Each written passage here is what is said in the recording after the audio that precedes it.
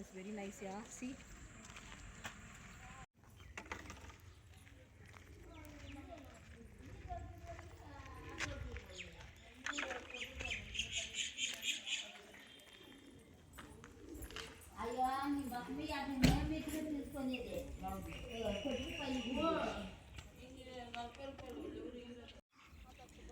ಈ beautiful rose garden ಮತ್ತು ಸೇವಂತಿಗೆ ಗಾರ್ಡನ್ ಎಲ್ಲ ರಂಗಸ್ಥಳಕ್ಕೆ ಹೋಗಬೇಕಾದ್ರೆ ರೋಡ್ನಲ್ಲೇ ಇದೆ. ಆ ಕಡೆ ಈ ಕಡೆ ರೋಡ್ನಲ್ಲೇ ಕಾಣುತ್ತೆ.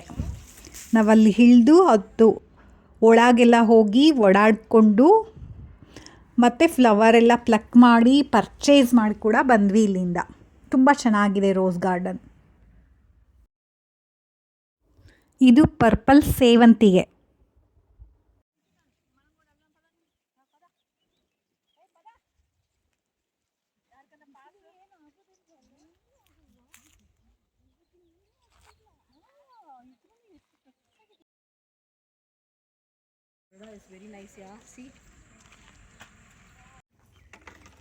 ಈ ದೇವಸ್ಥಾನ ಒಳಗಡೆ ಹೇಗಿದೆ ಅಂದರೆ, ಶ್ರೀರಾಮಾಯಣ ಕಾಲದಲ್ಲಿ ಶ್ರೀರಾಮಚಂದ್ರ ವಿಭೀಷಣನಿಗೆ ಒಂದು ಬಿದಿರಿನಲ್ಲಿ ಮಾಡಿರೋ ಬುಟ್ಟಿಯೊಳಗಡೆ ಶ್ರೀರಂಗನಾಥ ಸ್ವಾಮಿ ವಿಗ್ರಹ ಇಟ್ಟು ಕೊಡ್ತಾನಂತೆ.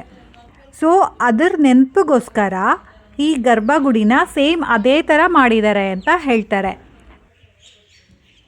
ಹೀಗಂತ ನಾನು ಹೇಳಿದ್ದನ್ನ ಅಲ್ಲಿ ಬರೆದು ಕೂಡ ಹಾಕಿದ್ದಾರೆ. ಅದು ಫೋಟೋ ಕೂಡ ಹಾಕಿದ್ದೀನಿ, ಮುಂದೆ ಚೆಕ್ ಮಾಡಿ ಸಿಗುತ್ತೆ. ಅದು ಬಿಲ್ವಪತ್ರ ಇರಬೇಕಲ್ಲ.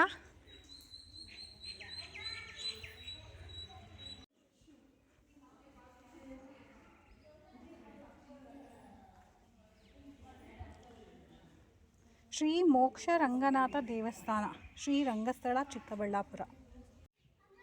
ನಮಗೆ ಮೋಕ್ಷ ಸಿಗಬೇಕಾದ್ರೆ ಇಲ್ಲಿಗೆ ಬರಬೇಕು. ಫಸ್ಟು ನಾವು ಶ್ರೀರಂಗಪಟ್ಟಣದ ಆದಿರಂಗಂಗೆ ಹೋಗಬೇಕು, ಆಮೇಲೆ ಶಿಂಷಾದಲ್ಲಿರೋ ಮಧ್ಯರಂಗಂಗೆ ಹೋಗಬೇಕು, ಆಮೇಲೆ ಕೊನೆಯದಾಗಿ ಶ್ರೀರಂಗದಲ್ಲಿರೋ ಅಂತ್ಯರಂಗ. ಈ ಮೂರನ್ನು ಒಂದೇ ದಿನ ದರ್ಶನ ಮಾಡ್ತಾರೆ ತುಂಬ ಜನ.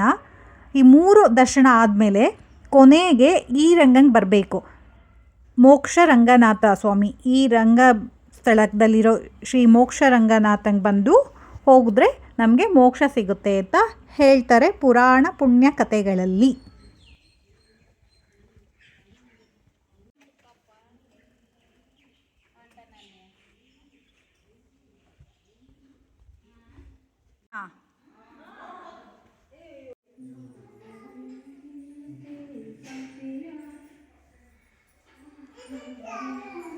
ಶ್ರೀದೇವಿ ಭೂದೇವಿ ಸಮೇತ ರಂಗನಾಥ.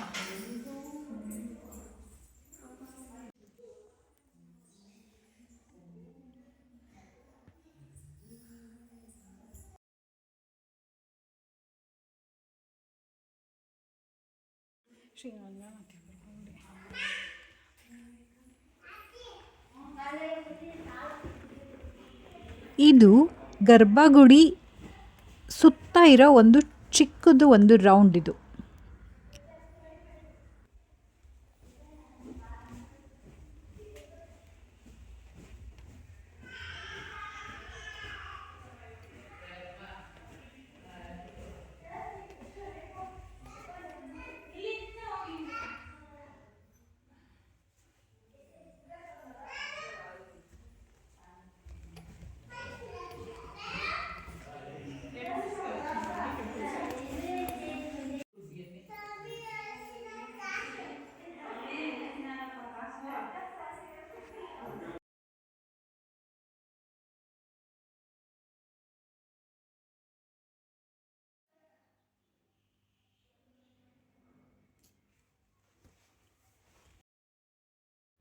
ಇದು ರಂಗಸ್ಥಳದಲ್ಲಿ ರಂಗನಾಥನ ದೇವಸ್ಥಾನ ಯಾಕೆ ಕಟ್ಟಿದ್ದಾರೆ ಅನ್ನೋ ಸ್ಟೋರಿ ಇದೆ ಇಲ್ಲಿ.